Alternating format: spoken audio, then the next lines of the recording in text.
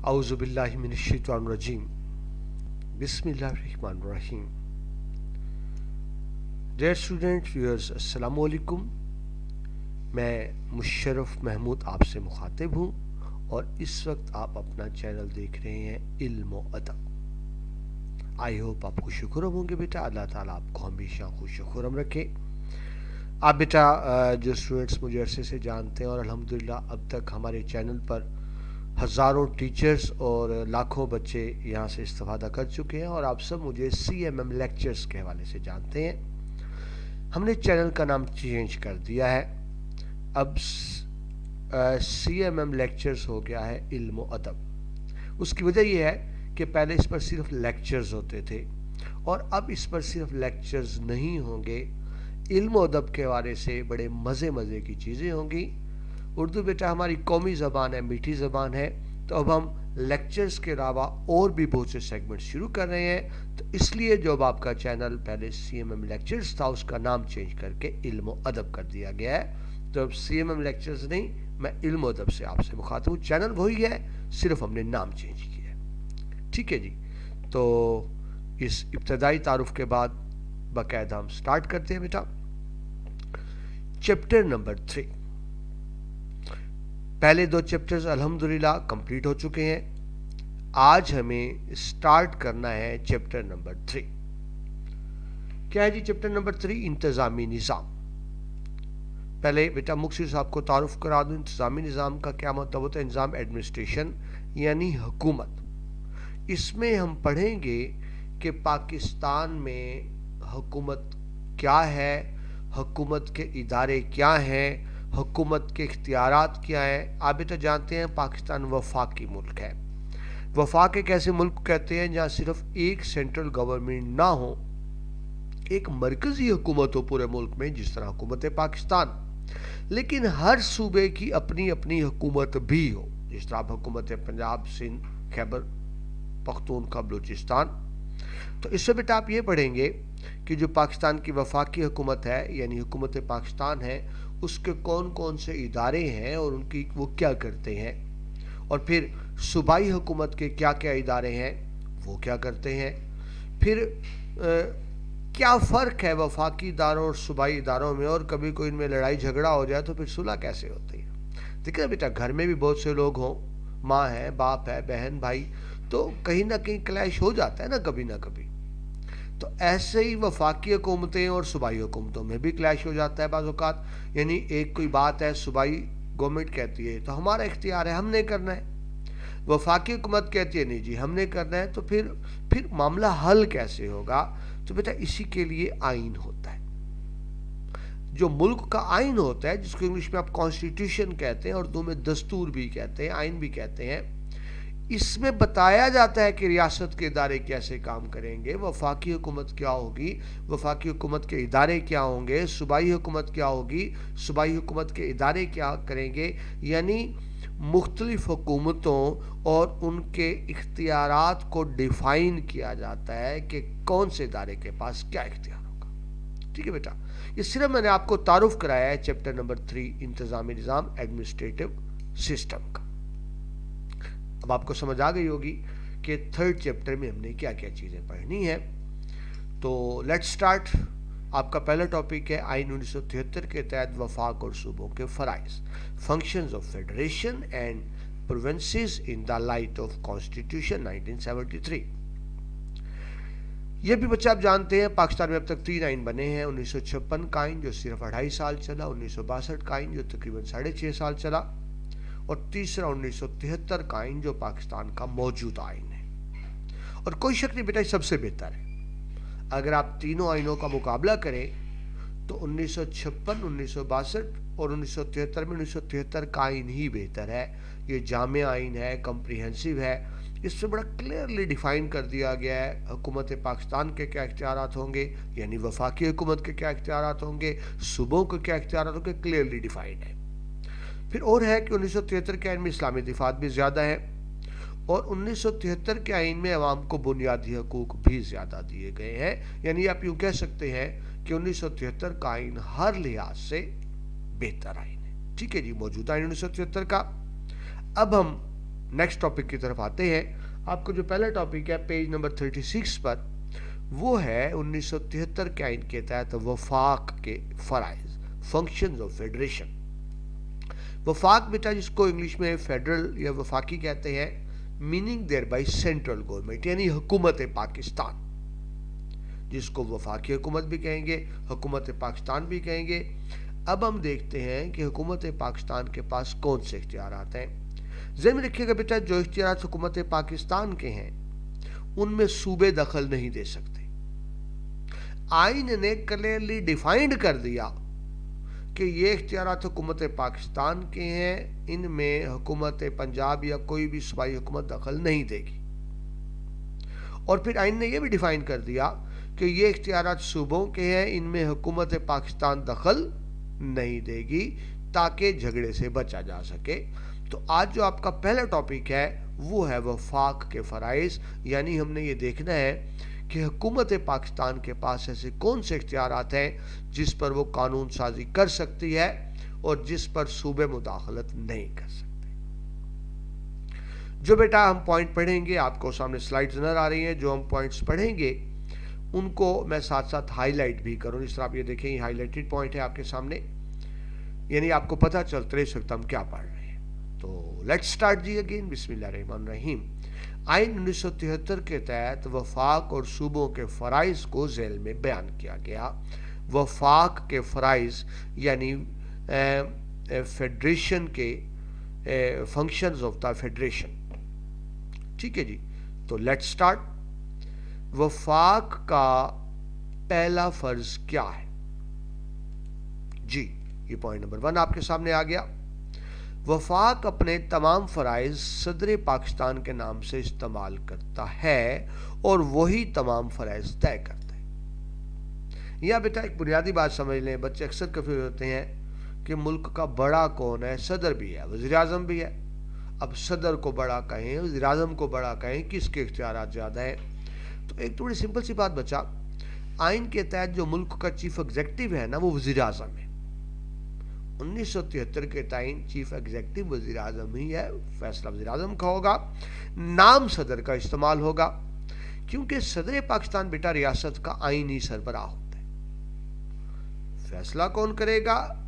Government جو وزیر اعظم کے انڈر ہے، وزیر اعظم اس کی کابینہ فیصلہ کرے گی. فیصلہ کرنے کے بعد ریکمنڈیشن کہہ لیں یا سفارشات کہہ لیں یا سمری بھی کہتے ہیں، وہ کس کو بھیجے گی؟ صدر کو، اور صدر اس پہ سائن کرے گا. یعنی سائن تو صدر کے ہی ہونے ہیں، سائن صدر کے ہی ہونے ہیں، لیکن صدر اپنی مرضی نہیں کرے گا، وہ کرے گا on the recommendation of prime minister. بات سمجھے؟ ملک کا اندرونی طور پر سربراہ کون ہوتا ہے؟ صدر. اندرونی طور پہ جو اختیارات استعمال کرے وزیر اعظم ہے، لیکن نام صدر کا. آپ کو بڑی آسان سے مثال دوں، میں نے پہلے بھی مثال دی تھی، بڑی آسان سے مثال.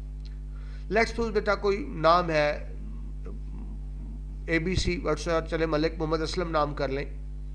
اب ملک اسلم صاحب کا گھر ہے، وہ بوڑھے ہو گئے ہیں، کافی بوڑھے ہو گئے ہیں، ان کے بچے جوان ہو گئے، ان کی شادی ہو گئی، آگے ان کے بھی بچے ہو گئے.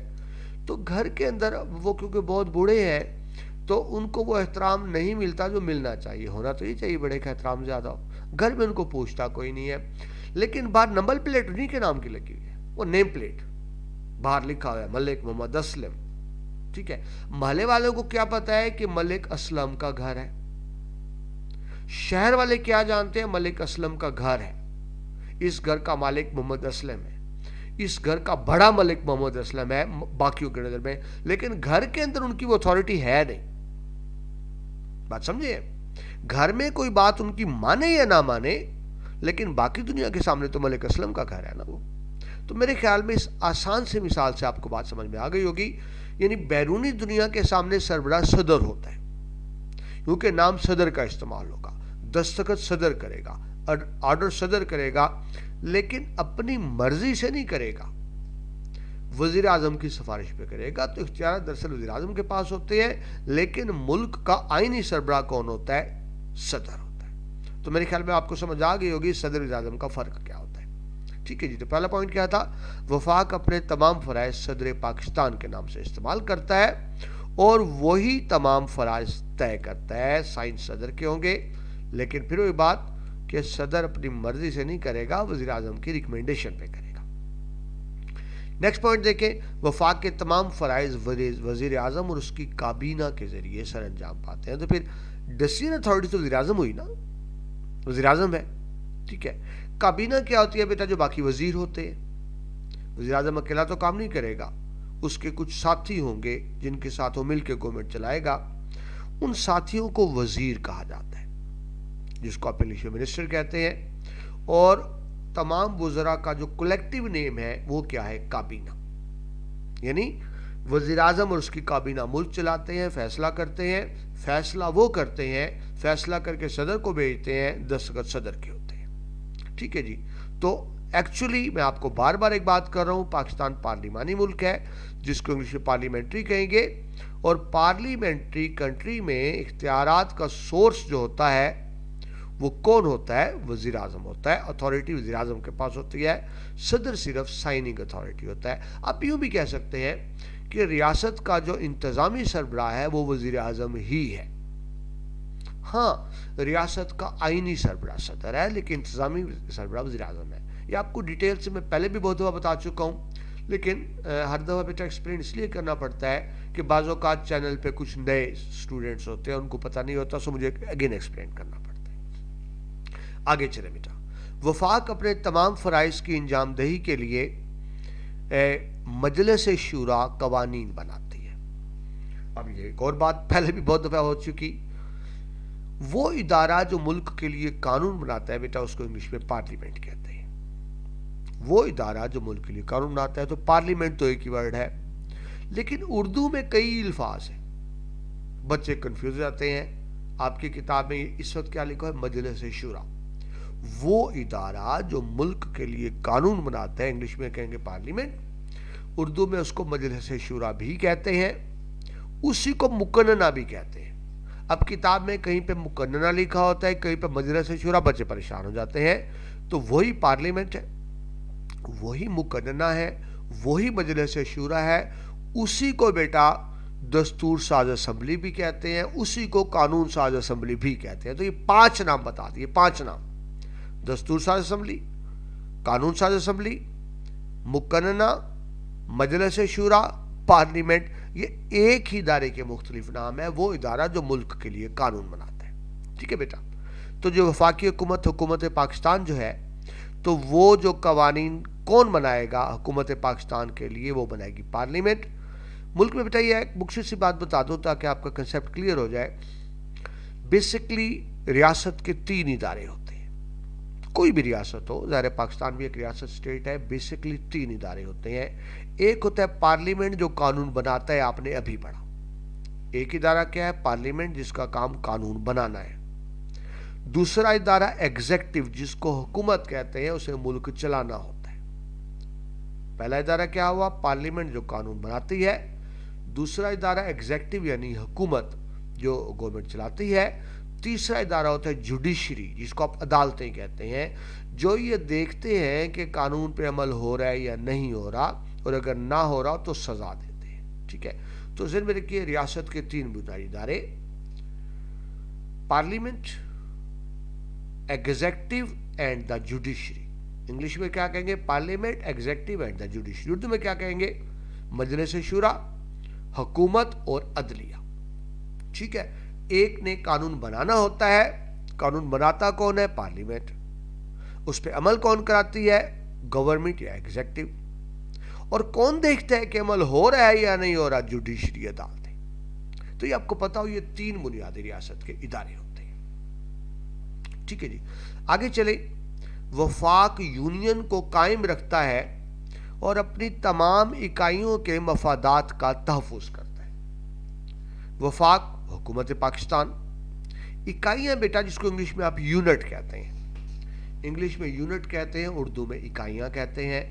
اب پاکستان میں اکائیوں کا مطلب ہے صوبے، یعنی یہ بجائے کہنے کے کہ پاکستان کے 4 صوبے ہیں، صوبوں کو اکائیاں کہا گیا۔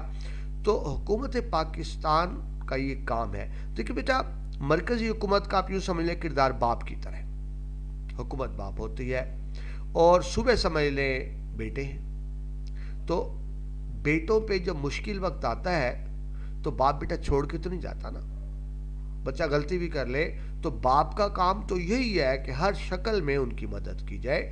تو ریاست کا کردار بیٹا باپ کا سا ہوتا ہے. اگر کسی صوبے میں کوئی پرابلم ہو, کوئی بحران کا شکار ہو جائے, زلزلہ ہو, سیلاب ہو, طوفان ہو, کوئی خدائی آفت اور ہو, کوئی قحط آ جائے, کوئی بڑا حادثہ ہو جائے, تو پھر حکومت پاکستان کے پاس جتنے بھی وسائل ہوتے ہیں وہ استعمال کیے جاتے ہیں. یعنی صوبوں کی کیئر کرنا بھی وفاقی حکومت کی ذمہ داریوں میں یا فنکشن میں شامل ہے. ٹھیک ہے جی. نیکسٹ پوائنٹ دیکھیں, پوائنٹ نمبر 5. وفاق اپنی تمام اکائیوں کو پالیسی سازی میں مشورے دیتا ہے اور تمام اطلاعات مہیا کرتا ہے. صوبوں کے لیے بیٹا بڑوں کا کیا کام ہوتا ہے؟ چھوٹوں کو مشورے دینا. دیکھیں بڑے کا طرح ہے کہ دیکھو کوئی بھی بیٹا آپ کے پیرنٹس ہیں, آپ کے بڑے بزرگ ہیں, یا کوئی وہ کہتے ہیں بیٹا آپ یوں کر لیں تو بہتر ہے, ایسے کر لیں تو بہتر ہے, یوں بہتر رہے گا. تو ایسے ہی بیٹا کیونکہ حکومت پاکستان کے پاس سورسز زیادہ ہوتے ہیں, وسائل زیادہ ہوتے ہیں, وہ اس پوزیشن میں ہوتے ہیں کہ ان کے پاس معلومات زیادہ ہوتی ہیں. تو صوبے کے کسی بھی میٹر میں, کسی بھی معاملے میں وفاقی حکومت ان کو ایڈوائس دے گی کہ آپ اس معاملے میں بہتر ہے یوں کر لیں یا یوں کر لیں. بس آپ کو مثال دیتا ہوں. اب بیٹا اور کچھ ہونا, اور روٹی تو سب نے کھانی ہوتی ہے, اور روٹی گندم سے بنتی ہے. لیٹ سپوز ایک صوبے میں گندم کم ہوئی ہے, تو وفاقی حکومت پہلے بتائے گی کہ آپ کے صوبے میں گندم کم ہے تو اس کو سٹاک کر لیں یا دوسرے صوبے سے خرید لیں, یا ان کو بتائے گی کہ ہم باہر سے گندم خرید رہے ہیں تاکہ گندم کا بحران نہ ہو. تو یہ کیونکہ بیٹا وفاقی حکومت کے پاس سورسز زیادہ ہوتے ہیں, ان کے پاس معلومات زیادہ ہوتی ہیں, تو وہ جہاں ضرورت ہوتی ہے وہ صوبوں کو مشورے بھی دیتے ہیں, اور جو وفاقی حکومت کے پاس معلومات ہوتی ہیں وہ صوبوں سے شیئر بھی کرتے ہیں. سمپل سی بات ہے نا بیٹا, کوئی ایک میٹر ہے, کوئی بھی معاملہ ہے, جس کے پاس اس معاملے میں معلومات زیادہ ہوں گی وہ بہتر پوزیشن میں ہوگا مشورہ دینے کی. تو اس لیے وفاقی حکومت کمپیریٹیولی بہتر پوزیشن میں ہوتی ہے کہ صوبوں کو مشورہ دے سکے. آگے چلیے, پوائنٹ نمبر 6. وفاق ملکی معیشت کو بحال رکھتا ہے اور ٹیکس عائد کرتا ہے. ملکی معیشت بیٹا ہوئی بات کہ غربت نہ ہو, افراط زر نہ ہو, اور افراط زر جس کو آپ انفلیشن کہتے ہیں, یعنی روپے کی قدر کم ہونا, ویلیو کم ہونا. تو یہ حکومت کا کام ہے کہ روپے کی قیمت کو سٹرونگ رکھے. جس طرح آپ دیکھتے ہیں ڈالر کے مقابلے میں روپیہ مسلسل گر رہا ہے, تو یہ حکومت کا کام ہے کہ اس کو کنٹرول رکھے. اور اگر روپیہ کنٹرول نہیں ہو رہا تو یہ وفاقی حکومت کی نااہلی ہوتی ہے. ملک میں کرنسی کو کنٹرول رکھنا, معیشت کو, اکانومی کو کنٹرول رکھنا وفاقی حکومت کا کام ہے, بیٹا صوبوں کا کام نہیں ہے. کیونکہ دیکھیں صوبوں کی اکانومی الگ الگ نہیں ہوتی, اکانومی تو پھر ملک کی ہوگی نا. آپ یہ نہیں کہہ سکتے یہ پنجاب کی معیشت اور سندھ کی معیشت اور بلوچستان یا خیبر پختونخوا کی معیشت پاکستان کی ہوگی, صوبے کی نہیں ہوگی. تو ظاہر ہے اس کو وفاقی حکومت ہی دیکھے گی. اگلی بات ٹیکس. دیکھیں بیٹا گورنمنٹ کوئی بھی ہو, گورنمنٹ کے پاس پیسہ کہاں سے آتا ہے؟ دیکھیں گورنمنٹ کے اخراجات تو بہت ہیں, پورے پاکستان کے سرکار میں اس کو تنخواہیں دینی ہے. آپ ایجوکیشن کی مثال لے لیں, کتنے ٹیچرز ہیں, کتنے گورنمنٹ اسکول, کالج, یونیورسٹی ہیں, ان کو تنخواہیں دینی ہے. پولیس ہے, فوج ہے, تمام ریاستی ادارے ہیں, ان کو تنخواہیں دینی ہے. سڑکیں بنانی ہیں, پل بنانے ہیں, پروجیکٹس بنانے ہیں. تو ہر چیز کے لیے آپ کو پیسہ چاہیے. تو حکومت کے پاس پیسہ کہاں سے آتا ہے؟ سمپل ٹیکس سے. گورنمنٹ ٹیکس عائد کرتی ہے, اور ان ٹیکس کے پیسوں سے یا ٹیکس کی آمدنی سے سرکاری ملازمین کو تنخواہیں دی جاتی ہیں اور ترقیاتی کام کیے جاتے ہیں. تو وفاقی حکومت کا کام ہے کہ معیشت کو کنٹرول رکھے, مہنگائی نہ ہونے دے, روپے کی کرنسی کو ڈاؤن نہ ہونے دے, اور ٹیکس عائد کرے عوام پہ خرچے کے لیے. لیکن وہی بات بیٹا زیادہ ٹیکس بھی نہ ہو, یعنی اتنے ٹیکس نہ ہو کہ عوام پر بوجھ پڑے. ٹھیک ہے بیٹا, اب ایک بندے کی گھر روٹی ہی نہیں پوری ہو رہی, وہ بیچارے ٹیکس کہاں سے دے گا؟ تو عوام خوشحال ہوں گے تو خوشی سے ٹیکس دیں گے, عوام خوشحال نہیں ہوں گے تو ان کو بوجھ لگے گا. تو ظاہر ہے گورنمنٹ کی بھی مجبوری ہے ٹیکس لینا, ٹیکس کے بغیر گورنمنٹ چل نہیں سکتی. لیکن گورنمنٹ کو یہ بھی دیکھنا چاہیے کہ کس سے کتنا ٹیکس لینا ہے, اتنا ہی بوجھ ڈالا جائے جتنے عوام برداشت کر سکتی ہو. لیکن بدقسمتی سے ہمارے ملک میں ایسا نہیں ہوتا. عوام بھوکے مر رہے ہو بے شک, وہ کہتے ہیں جی ہمیں کوئی فرق نہیں پڑتا, ہمیں تو ٹیکس چاہیے. بڑی سمپل سی بات. آگے چلیے, پوائنٹ نمبر 7, وفاق اندرونی و بیرونی تجارت کو منظم کرتا ہے. منظم کرنا, آرگنائز کرنا. اندرونی تجارت بیٹا یعنی ملک کے اندر ایک صوبے سے دوسرے صوبے, ایک شہر سے دوسرے شہر. مثلا اگر پنجاب میں گندم زیادہ ہو گئی تو سندھ کو چلی جائے گی.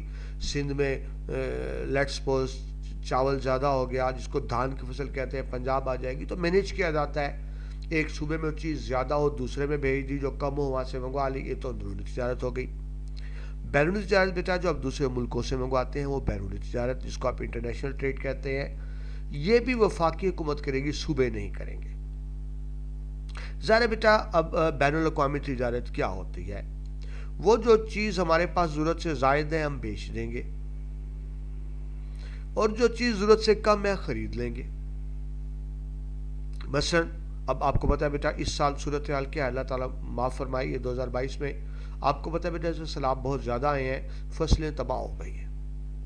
وہ جو فصل تیار ہونی تھی اور کسان کو ملنی تھی اور مارکیٹ میں پروڈکٹ فصل تباہ ہو گئی, تو مہنگائی بھی اس لیے بڑھ رہی ہے.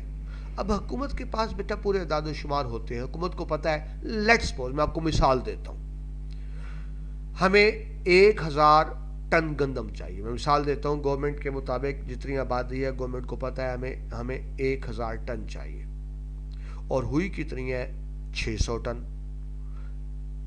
ریکوائرمنٹ کتنی ضرورت تھی 1000 ٹن کی, ہوئی کی ہے 600 ٹن. تو گندم کی شارٹیج ہوگی تو مہنگائی ہوگی, گندم مہنگی ہو جائے گی.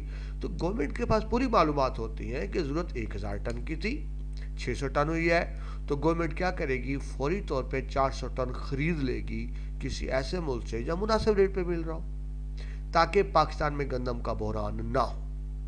ایسے ہی گورنمنٹ کو پتا ہوتا ہے کون سی چیز ضرورت سے زائد ہے, ان کو باہر بھیج دے گی. تو یہ فیڈرل گورنمنٹ کا کام ہوتا ہے اندرون ملک بیرون ملک تجارت کو آرگنائز کرنا, کیونکہ ان کے پاس معلومات ہوتی ہیں.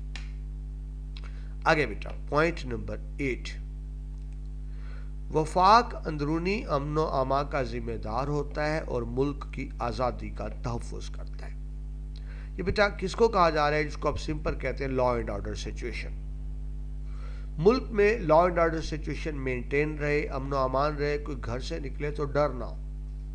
ٹھیک ہے جی, یہ ڈر نہ ہو میں اغوا کر لیا جاؤں گا, قتل کر دیا جاؤں گا, ڈکیٹی ہو جائے گی, چوری ہو جائے گی, گن پوائنٹ پہ مجھ سے موٹر سائیکل چھین لیں گے, گاڑی چھین لیں گے, پیسے چھین لیں گے, اغوا برا, تو 100 معاملے ہوتے ہیں.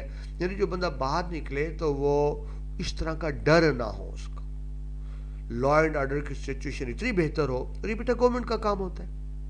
اگر لا اینڈ آرڈر ٹھیک ہو, یعنی آپ کے جو جس کو آپ انگلش میں کہتے ہیں لا انفورسنگ ایجنسیز, وہ ادارے جو قانون نافذ کرتے ہیں, اس میں پولیس ہے, عدالتیں ہیں, باقی بہت سی ایجنسی ہوتی ہیں, اگر وہ ایفیکٹولی کام کر رہے ہوں تو پھر جرائم نہیں ہوتے. دیکھیں بیٹا جرائم کو تو نہیں روک سکتے, سیدھی بات ہے, لیکن یہ تو کر سکتے ہیں نا, ایک بندے نے جرم کیا ہے اس کو گرفتار کیا جائے, جلد سے جلد کیس کا فیصلہ کر کے اس کو عبرتناک سزا دی جائے. اس کو عبرتناک سزا ملے گی نا, تو باقی جرم کرنے سے پہلے سوچیں گے, ان کے سامنے مثال ہوگی, اس بندے نے جرم کیا تو یہ سزا ملی ہے, اس کو مثال ہوگی. لیکن اگر ایک جرم کرتا ہے اور وہ پکڑا ہی نہیں جاتا, یا پکڑا ہے تو عدالتیں چھوڑ دیتی ہیں, یا 10-10 سال کیس چلتا رہتا ہے, تو پھر لوگ کہیں گے کچھ نہیں ہوتا, ہم بھی جرم کر لیں. سمجھ رہے ہیں, پھر لوگوں کو جرم کی طرف رغبت ہوتی ہے. لیکن اگر عدالتیں یعنی ملک کا سسٹم ٹھیک چل رہا ہو, لا سسٹم ٹھیک ہو, سخت سزائیں ہو رہی ہوں, تو پھر سعودی عرب میں بیٹا دیکھیں جرائم کم ہوتے ہیں. وہاں جرائم کم ہوتے ہیں کیونکہ وہاں جو پکڑا جائے بڑی جلدی سزا دے جاتے ہیں, اور بڑی جلدی وہ تو بس سمپل گردن اڑا دیتے ہیں. وہاں سمپل اصول ہے, کوئی منشیات میں پکڑا جائے گردن اڑا دو, بس گردن اڑا دو سیدھا, بس کہانی ختم. اب وہ جو نشہ رکھے گا 1000 دفعہ سوچے گا گردن اڑانی ہے انہوں نے. پاکستان میں پتہ ہے جی 4 پیسے پولیس کو دے دیں گے, وکیل کو کھلا دیں گے, باعزت بری ہو جائیں گے. یہاں اس لیے جرائم زیادہ ہیں. تو لا اینڈ آرڈر کو مینٹین رکھنا کہ جرائم نہ ہو, اور جو جرائم ہوں ان پہ مقدمے چلا کے سزا دینا یہ عدالتوں کا کام ہے. اب بیٹا جانتے ہیں میرا تعلق لاء سے بھی ہے، جس طرح آپ لوگ میرے اسٹوڈنٹس ہیں، لاء میں بہت سے ججز میرے اسٹوڈنٹس ہیں. تو جب بیٹا میں پریکٹس کرتا تھا تو میرے پاس ایک کیس تھا. جب میں کسی اور کی بات نہیں کر اپنی بات کر رہا ہوں. وہ کیس 100 سال سے چل رہا تھا، 100 ایئرس، اور وہ چوتھی جنریشن تھی، 4th جنریشن تھی جو میری کلائنٹ تھی. نام بھی آپ کو بتا دوں، باولپور کے پاس علاقہ ہے خیرپور، تو ملک ذوالفقار علی، مجھے نام بھی اچھی طرح یاد ہے، ان کا کیس تھا. تو یہ اس کو انصاف کہیں گے، 100 سال سے کیس چل رہا تھا. تو یہ کام ہے وفاقی اداروں کا کہ لا اینڈ آرڈر کو مینٹین رکھیں، اور اس کا طریقہ یہی ہے کہ فوراً گرفتاری ہوں، فوراً کیس چلیں، فوراً سزائیں ہوں، تو پھر لوگوں کو انصاف ملے گا. ٹھیک ہے، وہ لا اینڈ آرڈر مینٹین ہوگا. ٹھیک ہے، آگے وہی بات جب ہم نے ڈسکس کر لی کہ وفاق عدالتی نظام قائم کرتا ہے اور لوگوں کو انصاف مہیا کرتا ہے. بیٹا یہ بھی بات کر رہا تھا آپ سے، انصاف کیا ہوتا ہے؟ پہلے یہ دیکھیں، انصاف کہتے کس کو ہے؟ انصاف وہ ہوتا ہے بیٹا جو فوراً ہو اور مفت ہو. جو فوراً ہو اور مفت ہو اس کو انصاف کہیں گے. ہمارے ملک میں انصاف کے لیے آپ کو قانون کا خزانہ چاہیے، قانون کا خزانہ، بہت پیسے ہوں، اور حضرت خضر کی عمر چاہیے، پھر انصاف ملے گا. اگر فوری نہیں ہے، مفت نہیں، تو اس کو انصاف نہیں کہیں گے. یعنی آپ یہ کہہ سکتے ہیں کہ اس معاملے میں حکومت پاکستان اور پاکستانی ادارے مکمل طور پر ناکام رہے ہیں. یہ حقیقت ہے کہ ہمارے ملک میں عام آدمی کو انصاف نہیں ملتا، اور رل جاتا ہے، اس کی نسلیں رل جاتی ہیں، لیکن اس کو انصاف نہیں مل رہا ہوتا. اللہ کرے کہ ایسا سسٹم آئے کہ ایک عام آدمی کو بھی انصاف ملے. لاسٹ پوائنٹ دیکھیں، وفاقی حکومت کے حوالے سے وفاق ملک کے دفاع کے لیے فوج رکھتا ہے، ضرورت کے وقت جنگ کا اعلان کرتا ہے. دیکھیں بیٹا، دوست دشمن ہر ایک کے ہوتے ہیں، اور پاکستان کو جو سب سے بڑا بارڈر ہے انڈیا کے ساتھ شیئر ہوتا ہے، اور آپ کو پتہ ہے انڈیا نے تو کبھی بھی پاکستان کو دل سے تسلیم نہیں کیا ہے.